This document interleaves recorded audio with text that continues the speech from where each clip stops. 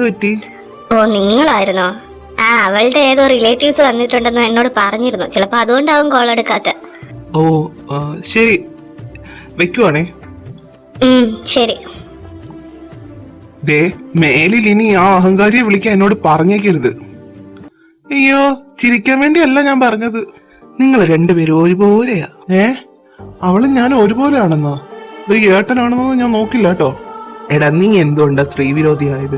നമ്മുടെ അമ്മ അപ്പയെ ചതിക്കുമായിരുന്നു എന്നറിഞ്ഞ് അച്ഛൻ അവരെ കളഞ്ഞ് മറ്റൊരു കല്യാണം കഴിച്ചു. അവര് അച്ഛന്റെ സ്വത്തിന് വേണ്ടി സ്നേഹിച്ചുകൊണ്ടിരുന്നു. പിന്നെ നിന്നോട് ഒലിപ്പിക്കാൻ വരുന്നതുകൊണ്ട് അങ്ങനെയൊക്കെ അല്ലേ? ഇതുപോലെയൊക്കെ തന്നെയാടാ ശിവയ്ക്കും. മനസ്സിലായില്ല? അവൾക്ക് അമ്മ മാത്രമേ ഉള്ളൂ. അച്ഛൻ പണ്ട് ചതിച്ചിട്ട് അമ്മയ്ക്ക് സമ്മാനിച്ചു പോയതാ അവളെ. പിന്നീട് അടുക്കുന്ന ആണുങ്ങളുടെ ഉദ്ദേശം വേറെയായിരുന്നു. എന്തിന്? പെൺകുട്ടി എന്ന ഒറ്റ കാരണം കൊണ്ട് ശിവയ്ക്ക് വരെ വിലയിട്ടിട്ടുണ്ട്.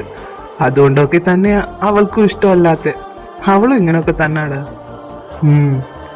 എന്നാലും അവൾക്ക് ഇത്തിരി നാക്ക് കൂടുമല്ല. അതിപ്പോ നീയും പുറകിലല്ലോ. നീ കിടക്കാൻ നോക്ക്, ഞാൻ പോവാ എന്നും പറഞ്ഞ് നിതിൻ ഇറങ്ങിപ്പോയി. കയ്യിലുള്ള ഫോണിൽ ഇപ്പോൾ വിളിച്ച നമ്പറിലേക്ക് അവൻ ഒന്ന് നോക്കി. അഹങ്കാരി. പതിവ് പോലെ പാർക്ക്. അവർ മരച്ചോട്ടിൽ നിൽക്കുന്നുണ്ട്. കുറെ നേരമായി ശിവ ഫോണിൽ കമിഴ്ന്നു കിടക്കുവാണ്. തലപൊക്കി നോക്കുന്നില്ലല്ലോ. വഴിയുണ്ട്. ശിവയെ ചൊറിയാഞ്ഞിട്ട് അവൻ എന്തോ ബുദ്ധിമുട്ട് പോലെ. ഉന്നെ പാത്താലെ ബിപി ഏറും, എന്റെ ഹാപ്പി ലൈഫ് സാഡാ മാറും.